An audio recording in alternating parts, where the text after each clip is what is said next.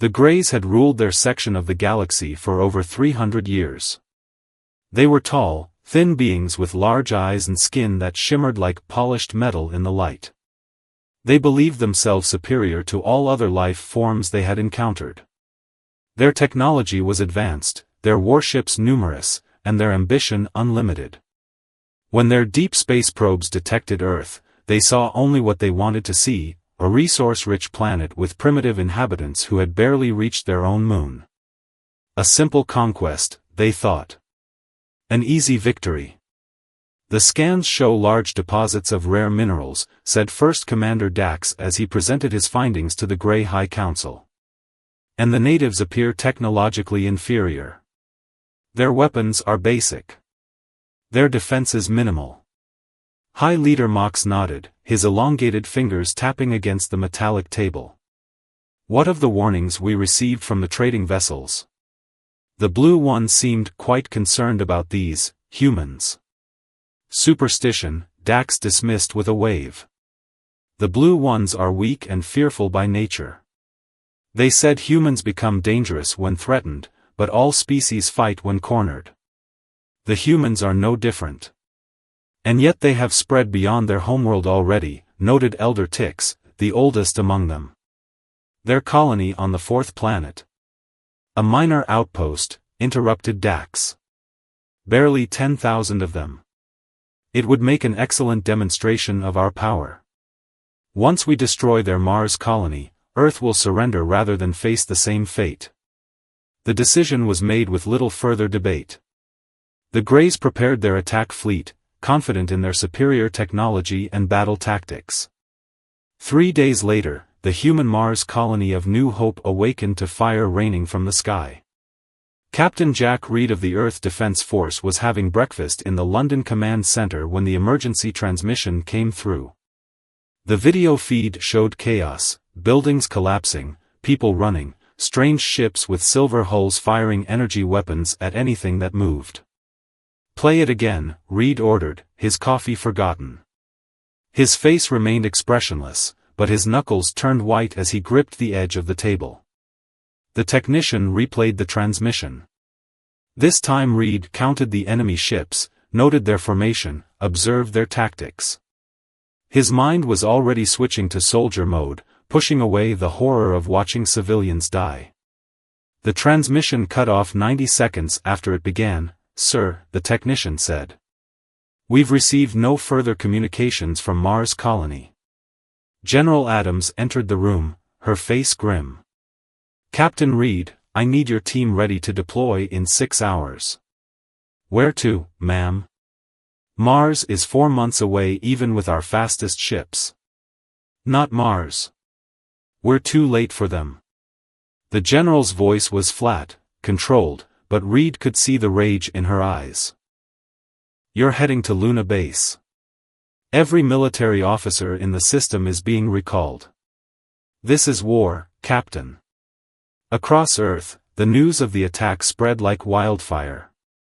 Mars colony, population 9,876, including 2,312 children under the age of 12. All presumed dead. The response was not what the Greys had anticipated. There was no panic, no immediate surrender. Instead, a cold, calculated rage swept across humanity. Old national rivalries were set aside. All resources were redirected toward defense and retaliation. In a secure underground facility beneath the Rocky Mountains, Dr. Anna Wilson was one of 50 scientists pulled from their regular projects and assigned to a single task: understand and counter Grey technology. "We've been holding back," she told the assembled military leaders. "Our most advanced weapons systems were never made public. The Galileo Protocol has kept our true capabilities hidden from potential threats." General Adams nodded. "How long until we can deploy?" 3 months to adapt our Ghost fleet for deep space combat," Wilson replied. "They caught us by surprise, but they've made a terrible mistake. They should have killed us all in the first strike. Now they've given us something we've never had before." "What's that?" asked a naval commander. Dr. Wilson's eyes were cold. A united purpose. Humanity has always been its own worst enemy. Now we have someone else to fight.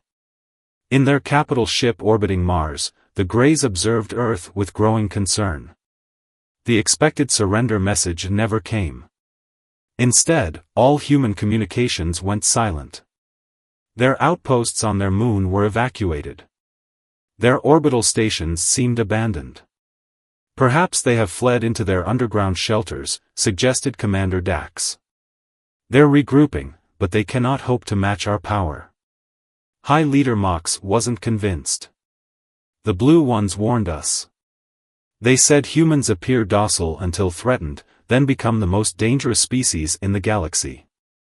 Nonsense, Dax scoffed. They're merely primitives. We've dealt with dozens like them before. But as Earth continued its ominous silence, even Dax began to wonder if the warnings had been right.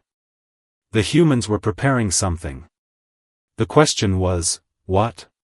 3 months after the Mars attack, Earth's silence was broken.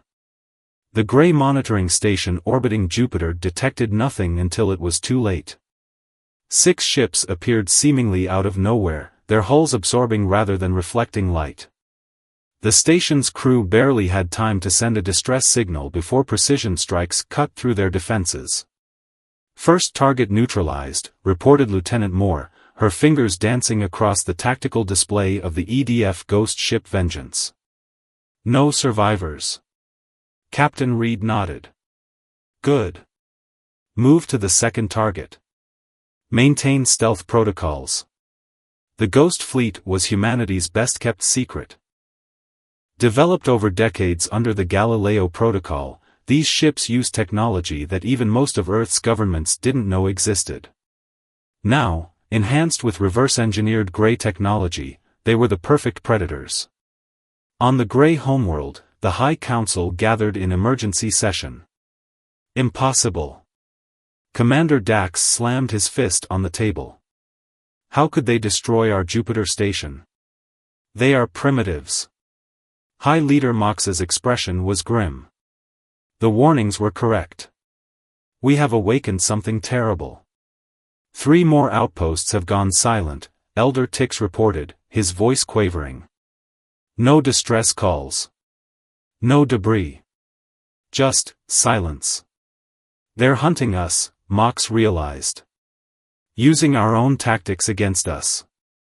We struck without warning, now they do the same. Back on Earth, in the underground facility known as the Hive, Dr. Anna Wilson reviewed the battle data. The Ghost Fleet was performing even better than expected, but she wasn't satisfied. We need to push faster, she told her team of scientists. The enemy still has technological advantages. We need to level the playing field. On her screen was the blueprint for a new weapon, one that could disable Grey ships without destroying them. Information was as valuable as victory. The Blue Ones, a peaceful species known for their diplomatic skills, watched the human counterattack with a mixture of awe and terror. They had warned the Greys, but even they hadn't anticipated the speed and efficiency of humanity's response. We should offer our assistance, suggested First Speaker Blue, addressing his council. The humans might spare the Greys if we intercede. No, replied Elder Blue firmly. We must remain neutral. The Greys ignored our warnings. Now they must face the consequences. 2 weeks later, Captain Reed stood on the bridge of the Vengeance, watching as his team boarded a captured Grey vessel. Their technology is impressive, he admitted over the comm to Dr. Wilson, who was monitoring from Earth. But their tactical thinking is rigid. They don't adapt quickly enough. That's our advantage, Wilson agreed. Humans have been fighting each other for thousands of years. We're good at war because we've had so much practice. Commander Dax, now in charge of the Grey Defense Fleet, was beginning to understand their mistake. Reports from across their territory told the same story: precise attacks, minimal Grey survivors, and a terrifying new enemy that seemed to appear and disappear at will. We should sue for peace, he suggested to High Leader Mox. Offer reparations for the Mars colony. Mox's large eyes narrowed. Would you accept reparations if someone killed your family? No. The humans won't stop until they've hunted every last one of us. As the Ghost Fleet prepared for their next mission, Captain Reed studied the star chart showing gray territory. Their empire had stood for centuries, but now it was under siege from an enemy they had foolishly underestimated. They were warned, Reed said quietly to himself. Now they'll learn exactly why. The Grey Command ship, Eternal Dominance, drifted through space, most of its systems offline. Inside, Commander Krull moved cautiously through darkened corridors, energy pistol drawn. 3 days ago, a mysterious virus had infected their computer systems, shutting down weapons, life support, and communications. Status report, he demanded, entering what remained of the bridge. Life support stable but minimal, reported his second-in-command. We've isolated the virus, but our defense systems remain compromised. Krull's jaw tightened. The humans did this. Aboard the ghost ship Vengeance, Captain Reed and his team prepared for boarding action.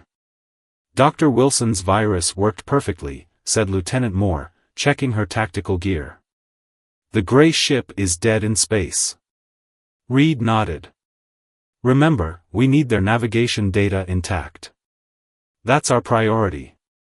The humans moved through the gray vessel like shadows, encountering minimal resistance. Most of the crew had evacuated to emergency shelters after the virus hit. On the gray homeworld, the High Council was in chaos. 15 ships lost in the past week alone, Elder Tix reported, voice trembling. The humans have formed an alliance with the Blue Ones. Impossible, Dax insisted. The Blue Ones are neutral. Not anymore, said High Leader Mox. They're providing the humans with intelligence on our fleet movements. We are being hunted from all sides. Dr. Wilson examined the data stolen from gray ships with growing excitement. Captain, we've found it, she communicated to Reed. Coordinates to their homeworld and defense protocols. They never expected anyone to reach their core systems. The Blue One's ambassador met with Earth's Defense Council, his translucent skin shifting colors with his emotions. We warned them not to attack humans, he explained. Now we offer our knowledge to help end this conflict quickly. The Greys must learn that the galaxy has rules. Commander Krull, watching his ship fall to human borders, came to a grim realization. The Greys had ruled through fear and technology. The humans ruled through adaptability and rage. For the first time, he understood true fear. Captain Reed secured the Grey navigation data and ordered his team to withdraw. Ghost Fleet, prepare for Phase 3, he commanded. We're taking the fight to their doorstep. The Ghost Fleet emerged from hyperspace on the edge of the Grey home system. 7 ships against an empire, yet Captain Reed felt only cold confidence as he surveyed the tactical display. Their orbital defenses are exactly where our intelligence indicated, he noted. Prepare the EMP warheads. Lieutenant Moore nodded. Ready, sir. On your command. The humans had studied Grey technology thoroughly. They knew their enemies relied heavily on complex sensor networks vulnerable to a precisely calibrated electromagnetic pulse. Fire. The warhead streaked toward the orbital platforms surrounding the Grey homeworld. When they detonated, there was no explosion, just a wave of energy that washed over the defenses. One by one, the platforms went dark.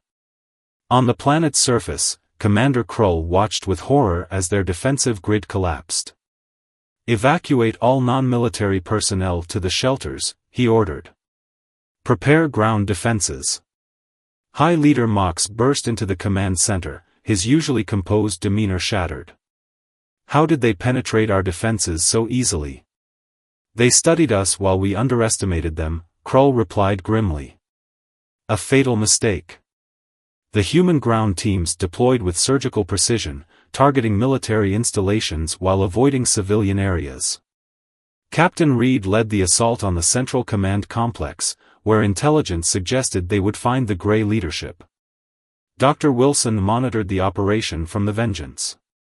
"Captain, our scans have discovered something disturbing in their research facilities. They were developing biological weapons designed specifically for humans." Reed's expression hardened as he processed this information. The Mars attack hadn't been a simple territorial grab, it was the first step in a planned extinction. "Understood. We'll secure those facilities next." A Grey scientist cowered as human soldiers entered his laboratory. "Please," he begged, "I was following orders." Reed looked at the biological samples, each labeled with human genetic markers. The rage he'd controlled for months threatened to boil over, but he contained it. "Secure everything," he told his team. "This evidence goes back to Earth." Commander Krull, seeing the central complex fall, made a decision. He activated his emergency transmitter, not to call for help, but to send a message directly to the human fleet. "This is Commander Krull of the Grey Defense Force," he transmitted. "I wish to discuss terms." Captain Reed stared at the message on his display, suspicion evident in his eyes. "It could be a trap." "Possibly," Lieutenant Moore agreed. "But our intel suggests Commander Krull is one of their more reasonable leaders. He opposed the Mars attack. The Ghost Fleet had achieved what many thought impossible, bringing the mighty Grey Empire to its knees in less than 6 months. Earth's military leadership was divided on the next steps. Some wanted complete destruction of Grey civilization. Others argued for a more measured approach. Patch him through, Reed decided. But keep weapons locked on his position. Commander Krull's face appeared on the screen, his silver skin dull with exhaustion. "Captain Reed. I request a ceasefire to discuss terms for surrender."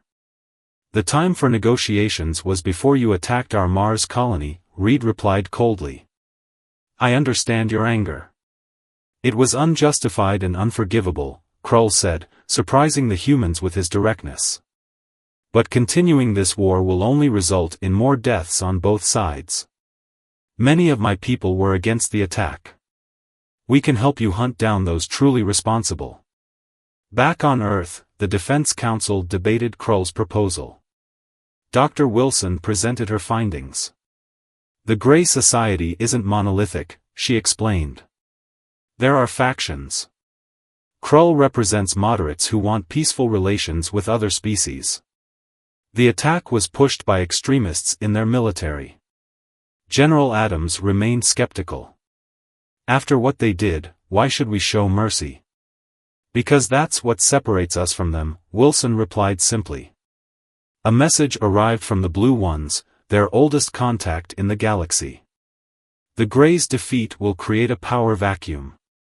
How humans handle this moment will define your species in galactic relations for centuries.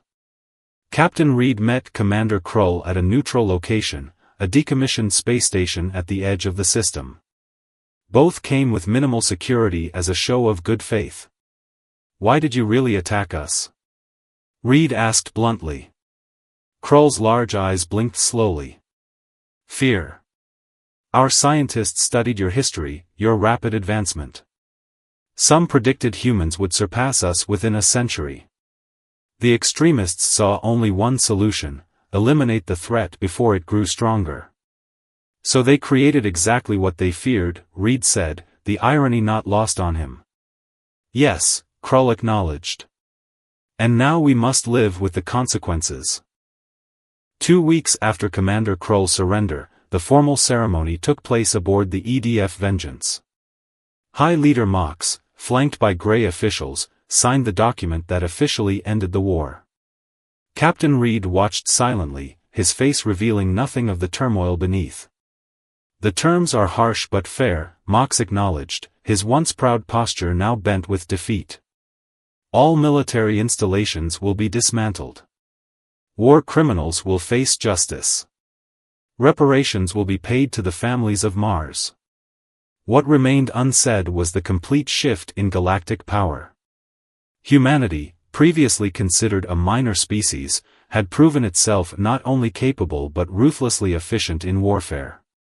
The Ghost Fleet now patrolled Grey territory, ensuring compliance with the peace terms. Dr. Wilson arrived on the Grey homeworld to oversee the dismantling of their biological weapons program. Working alongside her was a team of Grey scientists, former enemies and now reluctant collaborators. "Your weapons were unnecessarily cruel," she told them, examining their research. "Why design something to cause such suffering?" The lead Grey scientist lowered his eyes. "We were taught humans were dangerous animals, not people. It was easier that way." Back on Earth, memorials for the Mars colony appeared in every major city. Stone monuments bearing the names of 9,876 lives cut short. Captain Reed visited the London Memorial during his brief return home, laying his hand against the cold stone. "Was it enough?" asked General Adams, joining him. "The victory, the surrender." Reed didn't answer immediately. The nightmares still came, images of the Mars colony burning, mixed with the faces of Grey civilians he'd ordered his troops not to harm. "It won't bring them back," he finally said. "But maybe it will prevent the next war." Commander Krull, now working as liaison between his people and the humans, faced hostility from both sides. Many Greys viewed him as a traitor, many humans couldn't look past his species to see the individual. "They hate me," he commented to Reed during a security briefing. "They don't know you," Reed corrected. "Hate is easy from a distance. Up close, it gets complicated." Dr. Wilson's team made a disturbing discovery while analyzing Grey research data. "Captain, according to these files, there's an extremist faction that went into hiding before the surrender. They took weapons with them. The war might be officially over, but the hunting wasn't finished yet." 5 years after the war ended, the galaxy looked very different. The once mighty Grey Empire had been divided into autonomous regions and rehabilitation zones, supervised by a joint force of humans and allied species. Humanity had emerged as a dominant power, respected and feared in equal measure. Captain Reed, now Admiral Reed, stood on the observation deck of the EDF Peacekeeper, the flagship of Earth's diplomatic fleet. Beside him was Ambassador Krull, the former Grey commander who had become the bridge between their peoples. "The last extremist cell was captured yesterday," Reed informed him. "Near the outer colonies." Krull nodded, relief evident in his silver features. "Good. My people can finally begin to move forward without fear of reprisals from either side." Below them, the newly constructed Galactic Council headquarters gleamed on a neutral planet, representatives from 27 species gathering to formalize the new interstellar agreements. Dr. Wilson had transformed her wartime research into something more positive. The Cooperative Technology Initiative she led combined the best innovations from multiple species, focusing on medical and environmental advances rather than weapons. "Admiral," she greeted Reed as they entered the council chamber. "The Blue One's delegation has requested your presence at their table." A sign of respect. The Blue Ones had proven to be humanity's most steadfast allies. Their early warnings about attacking humans had been vindicated, and their diplomatic skills had helped shape the peace. "We always knew humans were special," the Blue One's first speaker told Reed. "But even we underestimated your capacity for both destruction and creation." Later that evening, Reed and Krull visited the Memorial Garden, where plants from Mars now grew alongside flora from a dozen worlds. At its center stood a simple stone marker, "Mars Colony, Never Forgotten." "Do you still hate us?" Krull asked quietly. Reed considered the question carefully. "I hated what was done, not an entire species. That was the mistake your leaders made about us." Far beyond the Council world, at the edge of charted space, a new species observed the proceedings with interest. Their scouts had been studying the aftermath of the Human Grey War, learning its lessons. "These humans," their leader noted, "they can be peaceful traders or relentless hunters. What shall we do when we encounter them?" asked an advisor.